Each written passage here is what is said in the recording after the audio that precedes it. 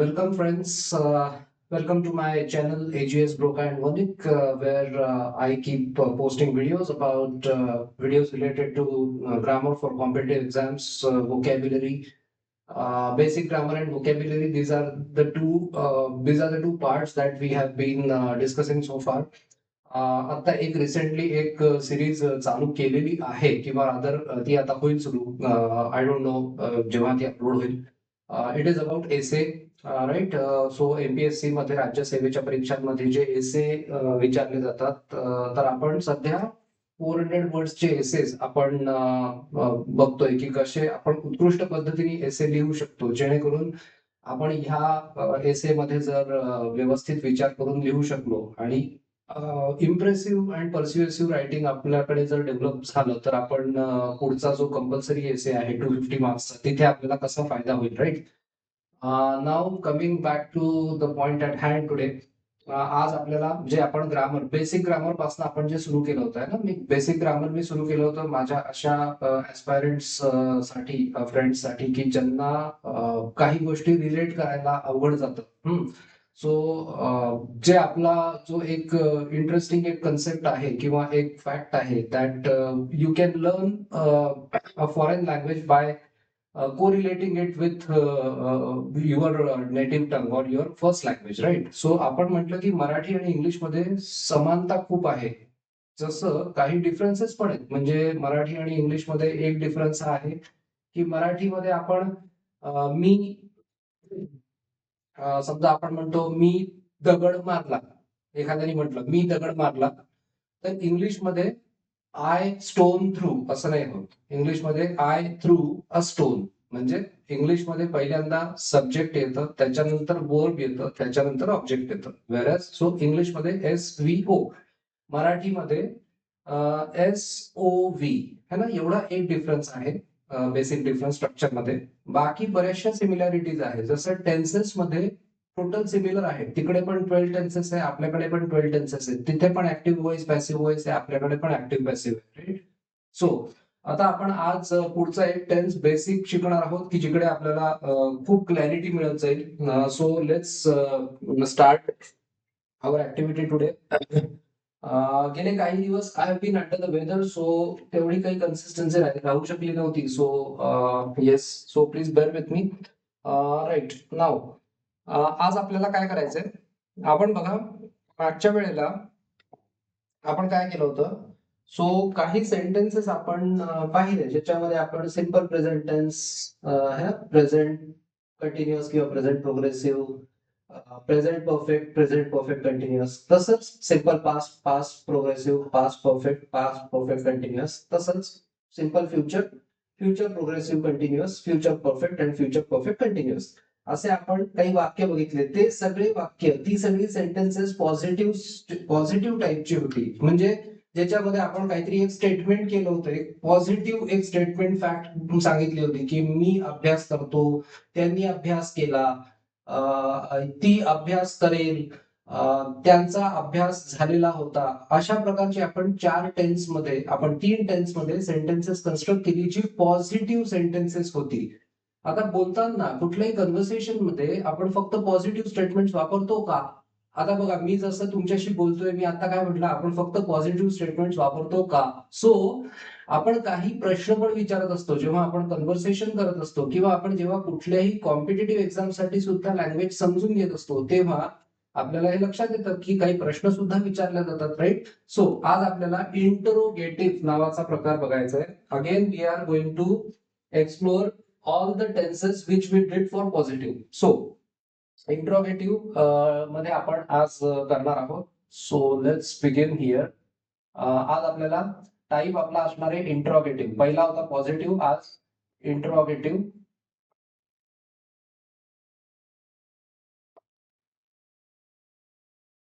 है ना. आणि इंट्रोगेटिव्ह साठी तसंच आहे, सेम. आपल्याला आज करायचंय simple present,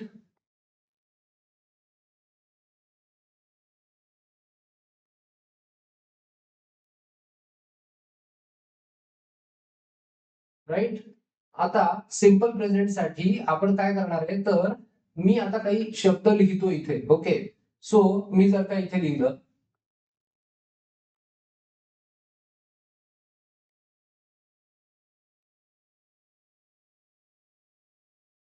do I study, त्यानंतर मी लिहिलं do we study, do you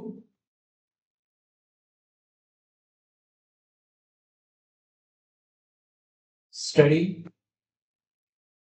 do they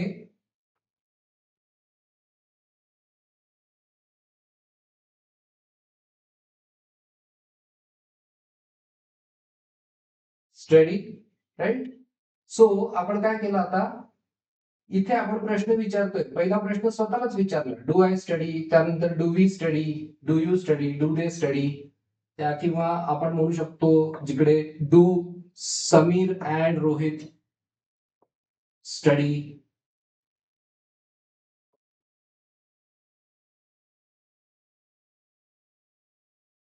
okay. So बघा आता, इथे मी जेव्हा म्हणतो ना डू आय स्टडी, आता इथे मी म्हणतोय मी अभ्यास करतो का, राईट. मी अभ्यास करतो का, है ना.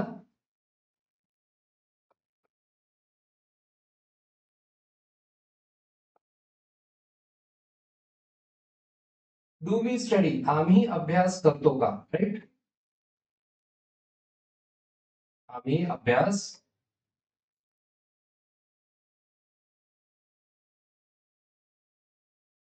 करतो का.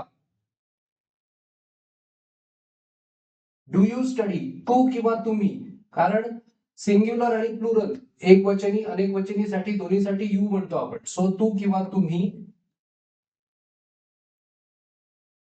अभ्यास करतो का किंवा करतात का.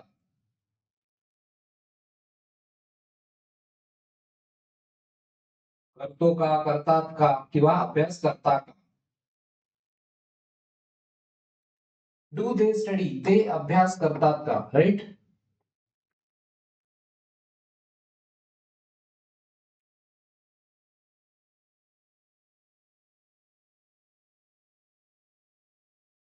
ते अभ्यास करतात का. आणि do Sam and Rohit study, Sameer आणि रोहित अभ्यास करतात का.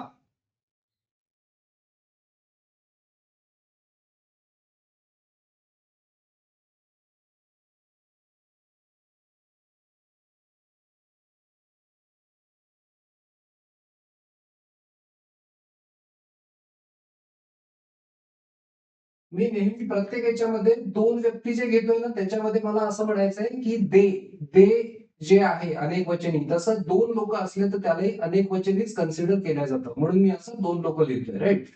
आता मी हे उजवीकडे लिहिलं, मला डावीकडे काहीतरी लिहायचंय. आपण म्हटलं इंट्रोगेटिव्ह प्रश्नार्थक असं एक आपले हे वाक्य आपण बघतो आहे, है ना. सो बघा आता कसं होतं, इथे मी पॉझिटिव्ह स्टेटमेंट काहीतरी लिहिलं होतं. आता ही जी आहे ती प्रश्नार्थक आहे. पॉझिटिव्ह मध्ये आपण काय लिहिलं होतं, पॉझिटिव्ह मध्ये आपण लिहिलं होतं मी अभ्यास करतो,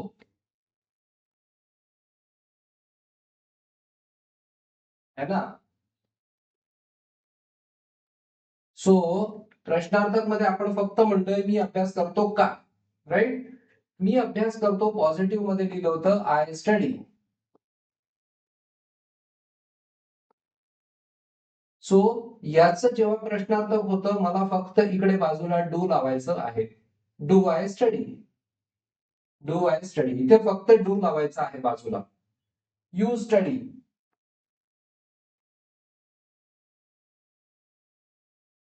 do you study, do you study, you study, do you study, फक्त बाजूला डू लावायचा आहे. वी स्टडी,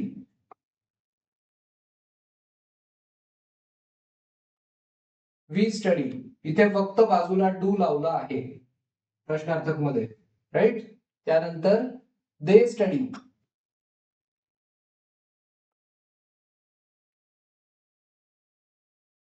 इथे फक्त डू लावलेला आहे, डू दे स्टडी, फक्त बाजूला डू लावायचे प्रश्नार्थक मध्ये, do they study.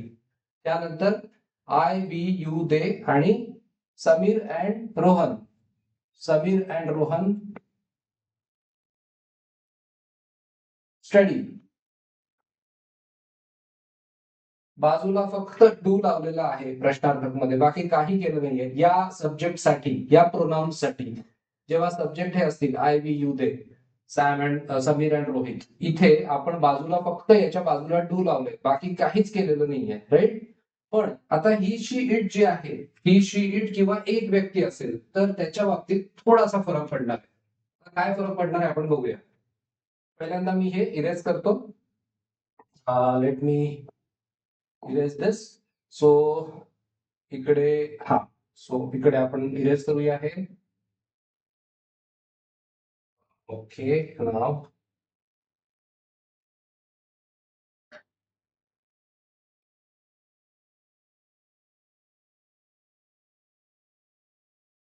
Right. Let's okay. Now बाकीचे जे आहेत ना, ही शी इट किंवा वन पर्सन, तर आपण तो अभ्यास करतो असं लिहितोय ना, आपण लिहितो तो अभ्यास करतो.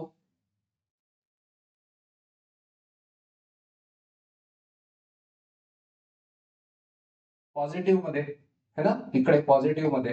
कन्फ्युज नका हो, प्रश्नार्थक इकडे जाणार आहे. हे प्रश्नार्थक नाहीये, हे पॉझिटिव्ह आहे. हे पॉझिटिव्ह आहे. तो अभ्यास करतो, ती अभ्यास करते.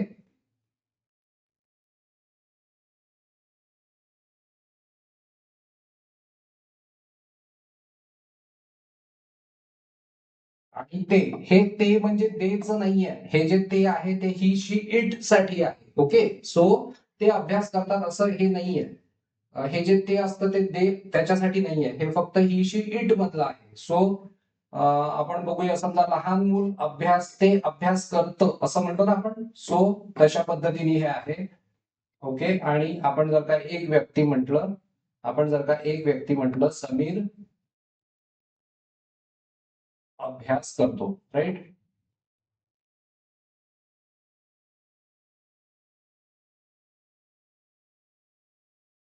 ओके, सो आता बघा, पॉझिटिव्ह मध्ये आपण म्हटलं होतं, जे रिकॅप करूया आपण, सिम्पल प्रेझेंटचं पॉझिटिव्ह, त्याच्यामध्ये आपण म्हटलं होतं या सब्जेक्टसाठी, या कर्त्यांसाठी, या व्यक्तींसाठी, या प्रोनाउनसाठी, तो, ती, ते किंवा एक व्यक्ती, हे ते म्हणजे दे नाही. सो हे लक्षात ठेवा, कन्फ्यूज होऊ नका.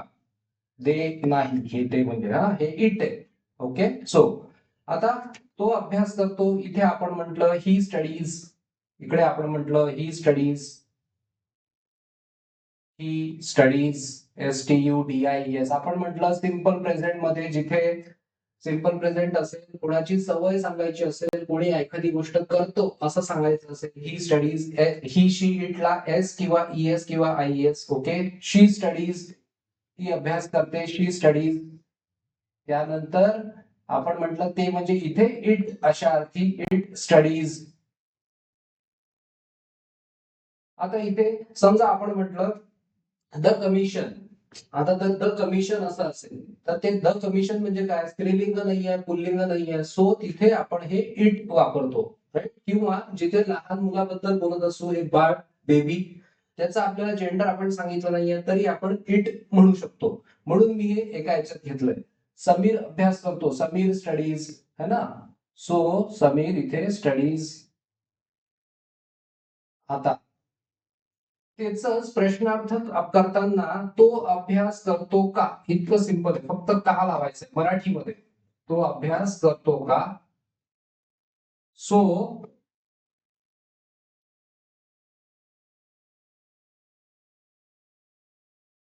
डज येईल इथे, ही, शी आणि इट याच्यामध्ये डज येईल. आणि डज आलं की स्टडीज परत येत नाही, डज आलं की स्टडी. इकडे डज आलेलं आहे म्हणून परत इथे जे IES लावलं होतं ते लावायचं नाही. बरेच लोक असं म्हणतात, बरं, does he goes, does you go असे पण म्हणतात, ज्यांना माहित नसते. सो हा फक्त फॉर्मॅट काही दिवस आपल्याला वाचत राहायचंय, बस इतकं सोपं आहे. Does he study, question mark. ती अभ्यास करते का, does she study.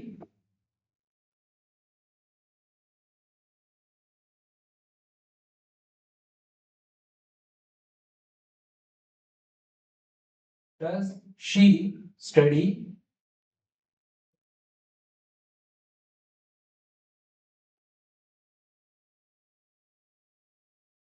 Does it study?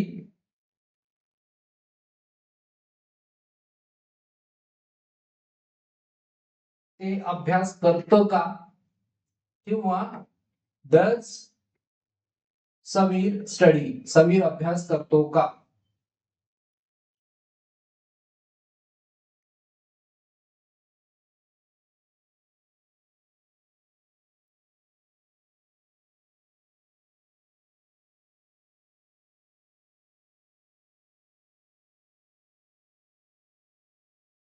Right, इतकं सोपं आहे बघा. कंपॅरेटिव्ह स्टडी आपण जे म्हणतो ना, कंपॅरेटिव्ह स्टडीचा हा फायदा असतो. आपण हे सगळे वाक्य जशी आपण मराठीत वापरत असतो, मधनं मधनं आपल्याला प्रश्नार्थक वापरावं लागतं, कधी पॉझिटिव्ह स्टेटमेंट वापरावं लागतं, कधी निगेटिव्ह वापरावं लागतं, कधी निगेटिव्ह इंट्रोगेटिव्ह वापरतो, है ना? सो तुम्ही पण असे वापरता ना? तुम्ही वापरत नाही का तुम्ही? सो आता मी तुम्हाला म्हटलं तुम्ही वापरत नाही का? सो हा कुठला, हे कुठलं झालं वाक्य? हे झालं निगेटिव्ह इंट्रोगेटिव्ह. सो ह्याची प्रॅक्टिस पुरेशी न झाल्यामुळे, पुरेसं कॉन्ज्युगेशन न झाल्यामुळे टेन्सेस इतके कठीण वाटतात. आणि टेन्सेस कठीण वाटले की लँग्वेज कठीण वाटणारच, राईट? टेन्सेसची एकदा क्लॅरिटी आली, टेन्सेस मध्ये एकदा गती आली, टेन्सेस मध्ये एकदा कम्फर्टेबल फिलिंग व्हायला लागलं की तुम्ही ही लँग्वेज अगदी सहज विदाउट एनी हॅसल्स शिकू शकता. सो सध्या keep a pen and paper with you आणि keep writing. I will ask you to conjugate a few more verbs once we proceed a bit further. तोपर्यंत हे सिरीज मध्ये जे जे व्हिडिओज येतात त्याची प्रॅक्टिस करत राहा. कीप वर्किंग हार्ड, प्रिपेअर वेल. तुमचं जे काही गोल असेल, तुमचं जर का कम्युनिकेशन, इंग्लिश कम्युनिकेशन जरी तुम्हाला एनहान्समेंट करायची असेल तरी हेच कामाला येतं, कारण की हे बेसिक बिल्डिंग ब्लॉक आहे, right? Okay, so with this, I will conclude this video.